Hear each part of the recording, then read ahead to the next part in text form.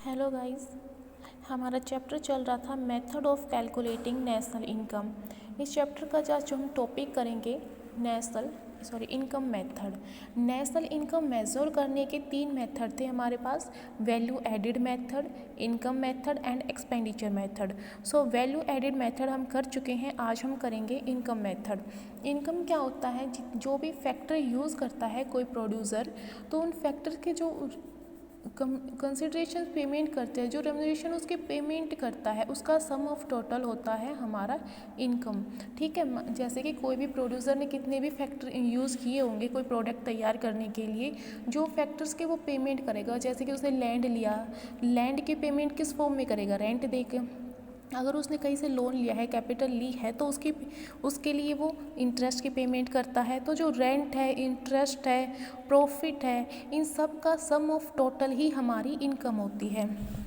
देखिएगा, it is also called distributed share method. इसको हम डिस्ट्रीब्यूटेड मेथड भी कहते हैं, क्योंकि ये माना जाता है कि प्रोड्यूसर ने जितनी भी इनकम कमाई होगी वो सभी उसने शेयर डिस्ट्रीब्यूट कर दी होगी अपने फैक्टर्स में। और फैक्टर पेमेंट मेथड, इसको और क्या बोलते हैं, फैक्टर पेमेंट मेथड। इसके क्या क्या नाम हो गए इनकम मेथड के, distributed share method and factor payment method. According to this method national income is estimated in terms of factor payments. इसके बेस पर हम नेशनल इनकम की एस्टिमेट कैसे करते हैं, जो फैक्टर्स की पेमेंट की जाती है। फैक्टर्स की पेमेंट कैसे करेंगे, जैसे कि कंपनसेशन ऑफ एम्प्लॉयज़, जो भी लेबर है। हम 4 फैक्टर मेन लेके चलते हैं, labour, land, capital and entrepreneurship. ठीक है, तो लेबर को हम पेमेंट किस फॉर्म में करते हैं, उनको सैलरी देंगे या फिर वेजेस देंगे, तो उसको क्या बोलते हैं, कंपनसेशन ऑफ एम्प्लॉयज़। अगर कहीं से लैंड लिया है तो उसकी पेमेंट हम रेंट के फॉर्म में करते हैं। अगर कैपिटल ली है तो उसकी पेमेंट हम इंटरेस्ट के फॉर्म में करते हैं। जो एंटरप्रेन्योरशिप है उसके लिए हम प्रॉफिट की पेमेंट करते हैं। तो ये चारों क्या है, ये चारों है हमारी फैक्टर पेमेंट या फैक्टर कॉस्ट, जो फैक्टर्स की पेमेंट की है। इसका सम ऑफ टोटल ही होती है national income method. To the owners, इसके इन फैक्टर्स के मालिक कौन होते हैं, हाउस होल्ड होते हैं। ये house hold sector producer sectors को जो भी पेमेंट, जो भी फैक्टर्स देते हैं। देखिए, जैसे कि हमने क्या किया था, मान ये हमारा हाउस होल्ड सेक्टर है और ये है हमारा producer sector. House hold sector के पास क्या होते हैं, फैक्टर होते हैं, means labour house hold sector से, सोसाइटी से जाती है, मशीन वगैरह यहीं से लेते हैं। तो ये क्या करते हैं, ये अपने फैक्टर्स को प्रोड्यूसर सेक्टर्स के पास दे देते हैं, उनको दे देते हैं, और ये बदले में इनकी पेमेंट करेंगे, कुछ देंगे। जैसे लैंड दिया तो रेंट देंगे, अगर इन्हें लेबर चाहिए तो ये लेबर को सैलरी या वेजेस देंगे। तो ये फैक्टर सर्विस प्रोवाइड करते हैं, और ये जो भी पैसा कमाते हैं, जो इनकम इनने कमाई है, उनको इन फैक्टर में डिस्ट्रीब्यूट कर देते हैं, जिनको हम फैक्टर कॉस्ट या फैक्टर पेमेंट मेथड बोलते हैं, डिस्ट्रीब्यूशन मेथड बोलते हैं। ठीक है, तो फैक्टर्स के ओनर कौन हो गए, फैक्टर्स के ओनर्स हाउस होल्ड सेक्टर हो गए। तो इसका सम ऑफ टोटल क्या होता है। अब हम क्या निकालते हैं, हम निकालते हैं जीडीपी। ठीक है, अगर यहाँ पर हम जीडीपी की बात कर रहे हैं तो जीडीपी क्या है, ग्रोस, डी क्या है, डोमेस्टिक। यहाँ पर डोमेस्टिक की बात हो रही है, तो डोमेस्टिक का मतलब हम किस पर फोकस करेंगे, टेरिटरी, डोमेस्टिक टेरिटरी पर। तो जो भी फैक्टर इनकम एक डोमेस्टिक टेरिटरी में कमाई गई है, उसका सम ऑफ टोटल हमारी क्या होती है, इनकम, नेशनल इनकम। ओके,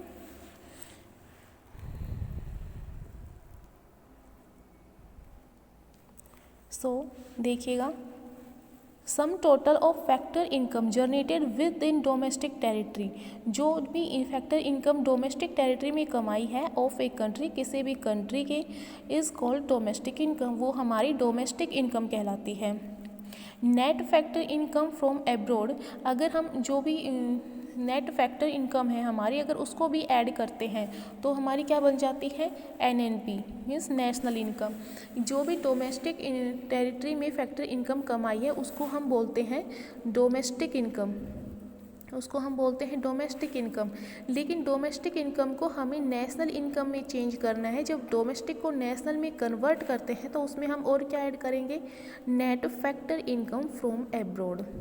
तो जो भी फैक्टर इनकम फॉरेन कंट्री से आई है, जो अब्रोड कंट्री से हमारे पास आई है, उसको अगर ऐड करते हैं तो वो हमारी क्या बन जाएगी, नेशनल इनकम। देखिएगा, फैक्टर को इनकम क्या होती है, फैक्टर इनकम क्या होती है? जो भी फैक्टर्स की पेमेंट करते हैं, हमने अभी पढ़ा, जो भी फैक्टर्स हम house hold sector producer sector को देता है तो प्रोड्यूसर सेक्टर उनकी पेमेंट करेगा, कुछ भी रिकमेंडेशन देगा उनको, जो भी कंसिडरेशन उन्हें देता है तो वो ही उसका सम ऑफ टोटल ही हमारी फैक्टर इनकम होती है। देखिएगा, a factor income refers to total earn by a person. जो भी फैक्टर इनकम कमाई है ए पर्सन ने as a reward for rendering his factor service, किसके रिवॉर्ड में कमाई है? फैक्टर सर्विस दे करके जो उसके रिवॉर्ड के फॉर्म में जो भी इनकम कमाई है उसको हम बोलते हैं factor income. It may be in the form of wages and salary of his labour. Labour क्या कमाता है? लेबर सर्विस प्रोवाइड करता है प्रोड्यूसर को, किसी भी कंपनी में जाके काम करता है, सर्विस प्रोवाइड कर रहा है, और जो भी वो इनकम कमाता है उसको हम बोलते हैं वेजेस या सैलरी।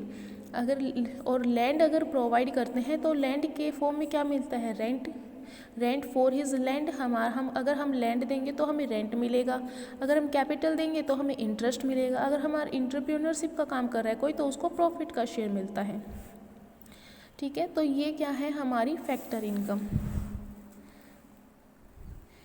एक और बात क्या है इसमें, नेशनल इनकम निकालते टाइम हम ट्रांसफ़र इनकम को इंक्लूड नहीं करते, हम सिर्फ किसको इंक्लूड करेंगे? फैक्टर इनकम को।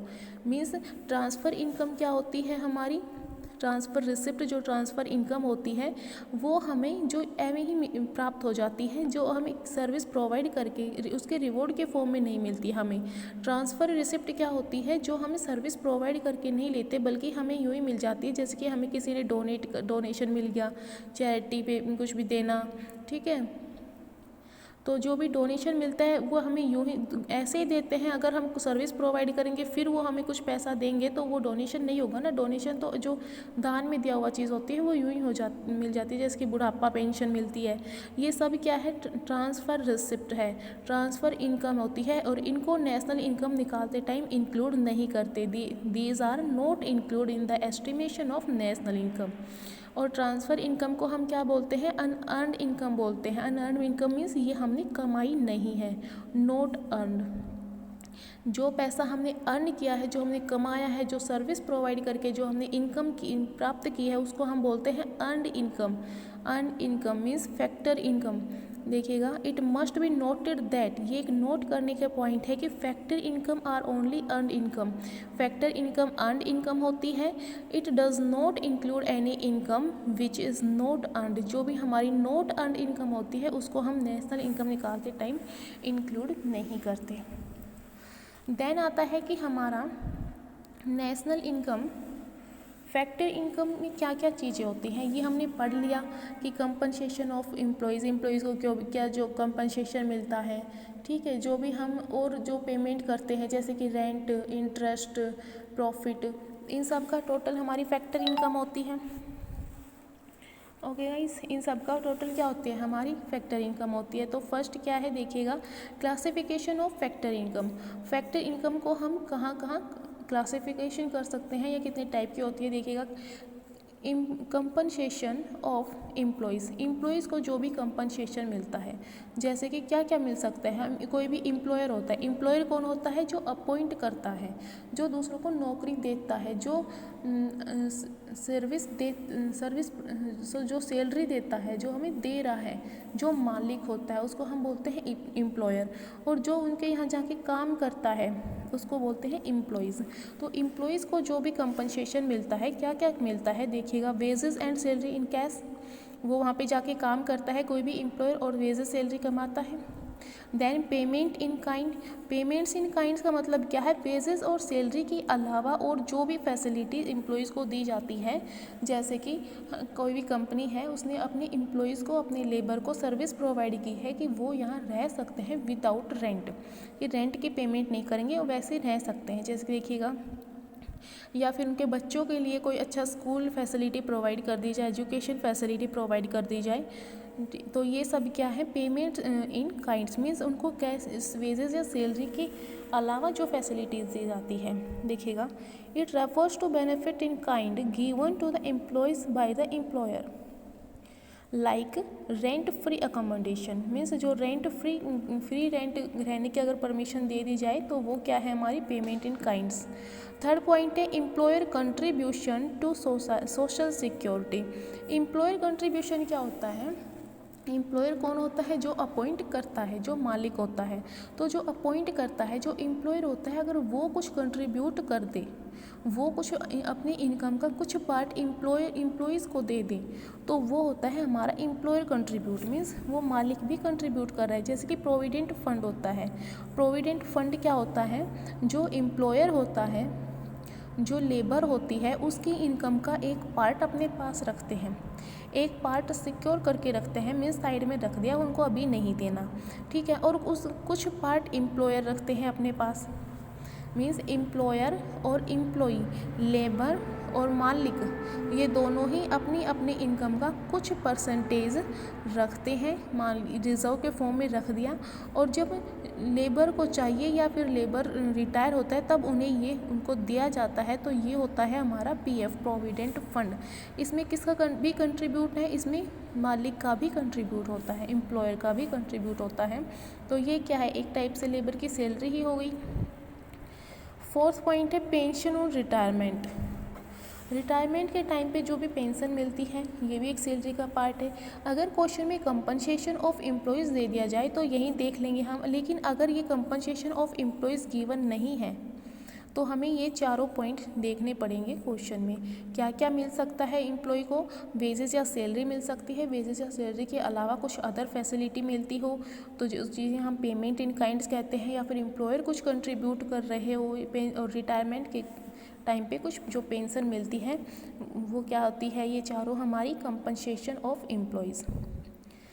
सेकंड है ऑपरेटिंग सरप्लस। ऑपरेटिंग सरप्लस में क्या है कि हमने 4 फैक्टर लिए थे, लेबर, लैंड, कैपिटल, एंटरप्रेन्योरशिप। तो लेबर को जो मिलता है वो हमने फर्स्ट पॉइंट में देख लिया, बच गए हमारे 3 फैक्टर, लैंड, कैपिटल, एंटरप्रेन्योरशिप। तो इन तीनों फैक्टर्स के लिए जो भी दिया जाता है वो हमारे सेकंड पॉइंट में बताया है। ऑपरेटिंग सरप्लस मीन्स कंपनी को या प्रोसेस को चलाने के लिए, ऑपरेट करने के लिए जो भी फैक्टर इनकम पेमेंट की जा रही है, प्रोवाइड की जा रही है, उसको लेते हैं। इसमें क्या है और क्या लेंगे, लैंड को रेंट दिया जाता है, इंटरेस्ट एंड प्रॉफिट, ठीक है। अब देखिएगा प्रॉफिट अगर क्वेश्चन में गिवन नहीं है तो हम क्या देखेंगे, यानी कि प्रॉफिट को भी अगर हम डिस्ट्रीब्यूट करते हैं, प्रॉफिट को किस किस फॉर्म में डिस्ट्रीब्यूट कर सकते हैं, डिविडेंड। एक कंपनी है, जो भी प्रोड्यूसर है, प्रोड्यूसर ने जितना भी प्रॉफिट कमाया है उस प्रॉफिट को हम मानते हैं या तो वो डिविडेंड के फॉर्म में अपने शेयर होल्डर्स को दे देगा, वो शेयर होल्डर्स में डिस्ट्रीब्यूट कर दी, इसको हम क्या बोलते हैं, डिस्ट्रीब्यूटेड प्रॉफिट, क्योंकि ये जो डिविडेंड जो है वो डिस्ट्रीब्यूट कर दिया जाता है, ठीक है। मीन्स प्रॉफिट का जो पार्ट डिविडेंड के फॉर्म में दे दिया उसको हम बोलते हैं डिस्ट्रीब्यूट प्रॉफिट। सेकंड है कॉरपोरेट या कॉरपोरेशन प्रॉफिट टैक्स। इसमें क्या है कि जो भी टैक्स दिया जा रहा है, कॉरपोरेट है, जो प्रोड्यूसर है, उसने जितना भी प्रॉफिट कमाया उसका जो पार्ट टैक्स के फॉर्म में गवर्नमेंट को दे दिया वो भी क्या है हमारी, उसको ऐड करेंगे। एंड थर्ड है जो जितना पार्ट प्रोड्यूसर अपने पास रखता है, जो डिविडेंड के फॉर्म में नहीं देता, जो वो भी एक प्रॉफिट का ही हिस्सा है, उसको जिसे हम अनडिस्ट्रीब्यूट प्रॉफिट बोलते हैं। मीन्स जितना भी हमारे पास प्रॉफिट होता है या प्रोड्यूसर जितना प्रॉफिट कमाया है, इसमें से सबसे पहले क्या करता है, वो टैक्स की पेमेंट करेगा, ठीक है, और क्या करेगा, फिर डिविडेंड देगा। कुछ पार्ट इसने डिविडेंड दे दिया और कुछ पार्ट वो अपने पास रखता है, जिसको हम रिटेन्ड अर्निंग भी बोलते हैं, ठीक है। तो ये प्रॉफिट को हम किस किस फॉर्म में डिवाइड कर दिया, tax, dividend and retain earning. Dividend को हम बोलते हैं distribute income, and retained earning जो होती है, जो एक प्रोड्यूसर है अपने पास रखता है फॉर फ्यूचर के लिए, उसको हम बोलते हैं अनडिस्ट्रीब्यूट प्रॉफिट। ये प्रॉफिट का डिस्ट्रीब्यूटेड पार्ट है, ये अनडिस्ट्रीब्यूटेड पार्ट है। तो प्रॉफिट को फिर से 3 पार्ट में डिवाइड कर दिया। देन नेक्स्ट है हमारे पास मिक्स्ड इनकम। मिक्स्ड इनकम क्या होती है, जो इनकम जो छोटी मोटी इनकम होती है, जो एक छोटे ओनर्स जो होते हैं उनके द्वारा जितनी भी फैक्टर इनकम है, उनकी कमाई हुई फैक्टर इनकम का टोटल ही हमारा मिक्स्ड इनकम है, ओके। सो हम क्या निकालते हैं, अब हमें निकालनी है national income. National income means NNP at national income means NNP at factor cost. ठीक है, लेकिन अगर हम ये जो भी फैक्टर इनकम है हमने एक डोमेस्टिक कंट्री में देखी है तो वो क्या है हमारी NDP net domestic product at factor cost. ठीक है, ये है हमारी। अगर हमने ये इनकम कॉस्ट में चेंज करनी है, ये क्या है डोमेस्टिक, अगर हमें नेशनल में चेंज करनी है तो क्या करेंगे, इसमें हम ऐड कर देंगे net factor income from abroad NFI। Okay, देखिएगा हमें NNPFC चाहिए। NNPFC means net national product at factor cost चाहिए।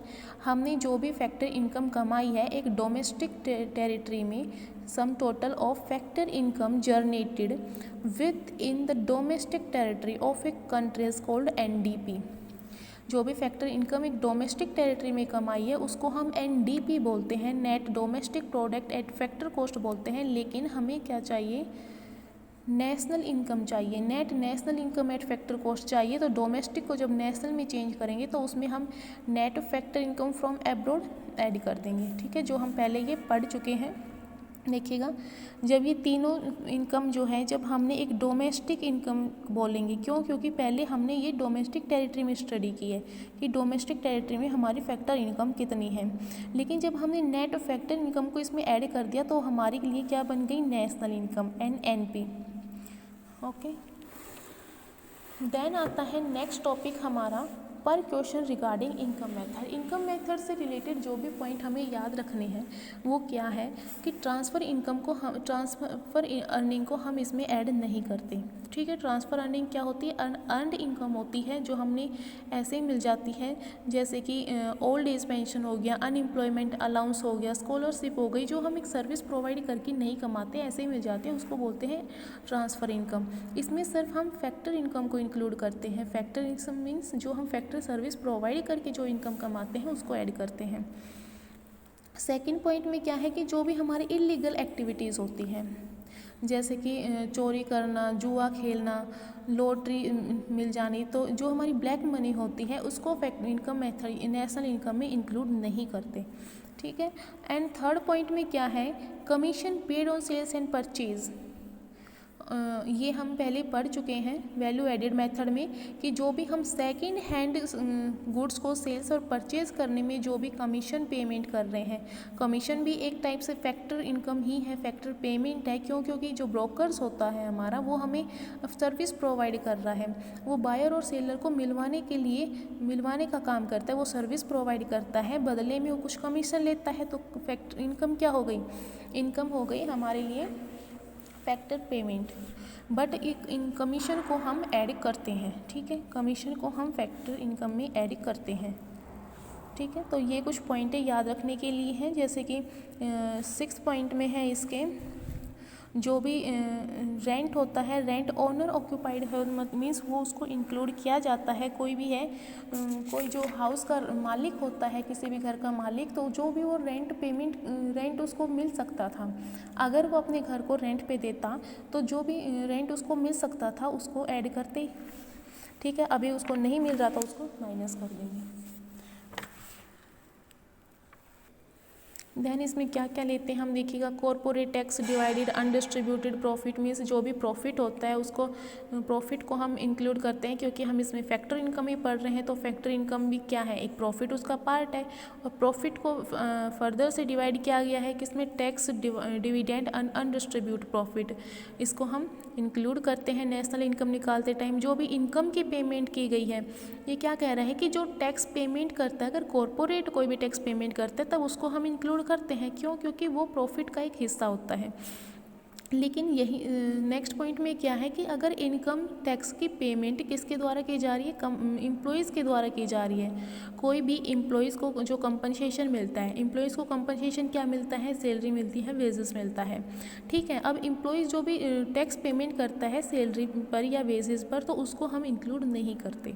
ओके, एंड जो भी सैलरी एंड वेजेस जो मिलती है लेबर्स को इनको इंक्लूड करते हैं। मीन्स हम सैलरी और कंपनसेशन ऑफ एम्प्लॉयज़ को नेशनल इनकम निकालते टाइम ऐड करते हैं, रेंट को ऐड करते हैं और इंटरेस्ट ऐड करते हैं, देन प्रॉफिट ऐड करते हैं। तो जो कंपनसेशन ऑफ एम्प्लॉयज़ है उसको फर्दर डिवाइड किया गया है वेजेस या सैलरी में, पेमेंट्स इन काइंड में, ठीक है। और जो भी उसको रिटायरमेंट के टाइम पर जो मिलता है या फिर एम्प्लॉयर जो कंट्रीब्यूट करते हैं, 4 पॉइंट में डिवाइड किया है। ऐसे ही हमारा प्रॉफिट है। प्रॉफिट अगर क्वेश्चन में गिवन नहीं है तो प्रॉफिट के लिए भी हमें ये तीनों चीज़ें देखनी पड़ती हैं कि जो प्रॉफिट है उसका कुछ हिस्सा उसने गवर्नमेंट को टैक्स के फॉर्म में दे दिया होगा, कुछ हिस्सा प्रोड्यूसर ने डिविडेंड के फॉर्म में बांट दिया होगा और कुछ हिस्सा प्रोड्यूसर ने अपने पास रख लिया होगा फ्यूचर के लिए।